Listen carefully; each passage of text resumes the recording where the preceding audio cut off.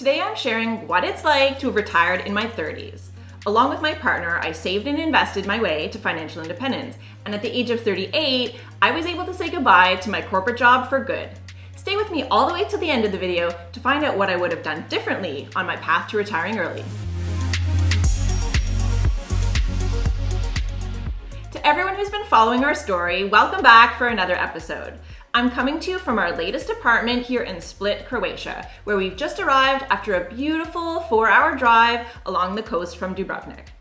Today's episode is a little different from usual. Normally it's my partner Stephanie and I both sharing what we've learned on the way to financial independence. But today it's just me, and that's because I'm turning 40 this month, so I wanted to take this time to reflect on what I've learned from retiring in my 30s. Okay, so if you're new to our channel, I'm Gillian. Stephanie and I are a couple who retired early and are now traveling the world full-time. So if you're interested in how-tos for financial independence and early retirement, we put out a new video every week. Today I want to dive into what it means to have walked away from my career so early and to have the rest of my life ahead of me to live as I choose. I was inspired to share on this topic, not just because I'm turning 40 this month, but also because I recently did an interview with the Marriage, Kids, and Money blog about how I was able to become a millionaire and retire in my 30s. I'll provide a link to that interview in the description for you. Leaving a regular working life was a huge decision for me, and I didn't take it lightly. I had invested so many years building my career, including undertaking a graduate degree and eventually moving to Singapore to work as an expat. Yes, I had been saving and investing my entire life with a focused push towards FI for the last couple of years. However, it was still a bit of a shock when I finally quit my job. Well, I'm feeling a little bit in shock right now. I sent off all my handover notes earlier and handed in my laptop, and that's it. I'm done done working at a desk forever. Sometimes I ask myself, is this really my life? How is it that I could go from being a corporate worker bee, counting down the days till my next vacation, to where I am today, free of financial worries and traveling the world full time? In truth, it's taken me a whole year to digest this huge life change, and now I'm finally ready to share my thoughts with you. I'm going to talk about what it's like to be retired with so many years ahead of me, how I can sometimes feel a little isolated on this path, and why I have no more excuses for being unhappy. But first, a question for all of you.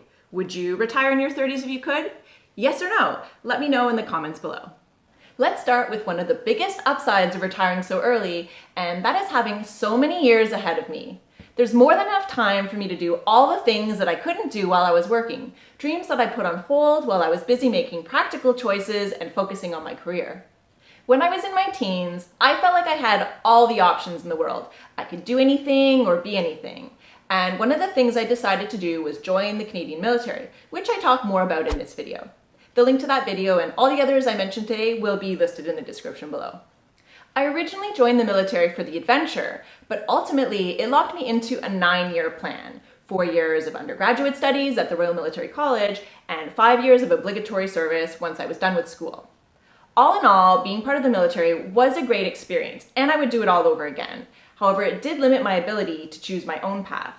My lifestyle was ultimately dictated by the needs of the military, what I studied, where I lived, and what jobs I had. So during that time, I would often think to myself, when I leave the army, that's when I'll backpack Europe or spend a summer tree planting like my friends had done. But by the time I left, I was already grown up, and I was married, I had a mortgage, and my choices felt limited once again. It was never a good time to take off for a volunteer mission in Africa or to spend a few months in Southeast Asia. And as the years went on, I became more and more locked into the standard corporate path and even forgot that there might be other options. Now that I've retired early, I'm in a place where I feel that anything is still possible. I have so many years ahead of me to create a new path and to pick up on some of those earlier dreams that I had forgotten. That leads me to my next point, which is that retiring in my 30s is not what most people picture, fairly or unfairly, as a traditional retirement. I haven't put in a solid 40 or 50 years and am now ready for a life of complete leisure, sitting under a palm tree with a pina colada. Because I have so many years ahead of me, there's more than enough time to design a lifestyle that's right for me. I could get another degree, or start a business, become a homesteader, or travel to every continent. In fact, I don't have to do just one thing. There's enough time for me to do all those things and more, especially as I explore who I am now that I'm outside the corporate world. I expect there'll be multiple chapters for this next phase of life. One thing that I know I want to include in my life is community service. Contributing to society has always been important to me. That's why I joined the military to begin with, and that's why I eventually went into the field of healthcare. I always felt good about my career path because I knew my work made a real difference to the quality of people's healthcare and ultimately their lives. It meant a lot to me to know that I was contributing to society in a positive way. Now that I've closed out my career, it's led me to reflect on how I can continue to contribute in other ways. I don't want my early retirement to be 100% about me. I still want to give my time and energy and skills to causes that are important to me. My first year of early retirement has been a time when I could finally decompress from years of stress and be a bit self-indulgent. But now with my first year behind me and so many years ahead, it's about time to look for opportunities to start giving back again. Now, if any of this inspires you to think about your future, we have a free 7-day course to help you design your own freedom years, so be sure to check that out. Of course, there is one thing that I wish I had done differently along my journey to financial independence, and I'll share it with you at the end of the video. But first, I wanted to talk about one of the downsides of retiring so early, and that is social isolation. We've talked more about the need to overcome this feeling in a recent video about what surprised us the most in our first year of retirement. I know very few people from my immediate circle of friends who are even interested in the concept of financial independence and retiring early. And I don't know anyone in my circle who's actually taken the plunge and retired early like me. Of course, my friends are happy for me that I'm able to pursue this lifestyle, but we have less in common now. Many of my friends are focused on building their careers and renovating their homes and following a more traditional path. Meanwhile, I've given up my career, sold all my possessions, and am now traveling the world full-time. Both of these paths are valid, but they're quite different. This has left me feeling somewhat alienated from my peers who probably find my choices to be just as unrelatable. Fortunately, there is a whole wide world of like-minded people in the FIRE community, like you, and I've been able to make new friends who I can keep in touch with online, through video calls, and even in-person meetups around the world. In another recent video, we talked about the mindsets that got us to financial independence, which included making unconventional life choices and being comfortable with delaying gratification. Now that I've retired early, I'm able to have a whole new mindset related to how I spend my time. Before reaching FI, my life decisions and where I focused my time and energy were strongly influenced by whatever would give me the biggest financial gain. When I was in high school, instead of spending the summer traveling, I would get a job and earn money. When I was in university, I'd rather take a course for extra credit than have extra downtime. Then when I was working, I never did take time off to pursue that volunteer project that I was thinking about. The benefit of my focus on financial gain is that I eventually accumulated enough to retire so early, and I'm really grateful for that. But it did come at a personal cost. I felt like I missed out on some of the fun stuff in my 20s and 30s, like I never spent that summer backpacking Europe, like I mentioned, or hiking the Annapurna circuit in Nepal. But even more than missing out on fun, I sometimes wonder if I limited my personal development because I rarely let myself pursue something purely out of personal interest. I was too busy making practical choices and earning money. Today, I no longer feel the impulse to equate my time with money, and it's a huge weight off my shoulders. I feel free to fill my days with things that I want to do out of interest and not for financial reasons. On a related note, I've come to realize that now I have no more excuses for being unhappy. I spent many years blaming any unhappiness in my life on my job.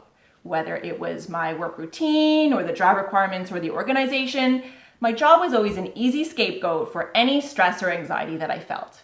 I assumed that when I retired, my stress would magically fall away and I would be a completely new person. Of course, that was not the case at all.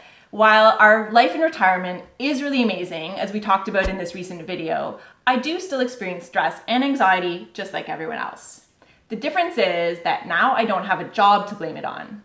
So over the past year of early retirement, I've accepted that I'm the only one responsible for my happiness, and it's up to me to either change the situation or my attitude, or sometimes both.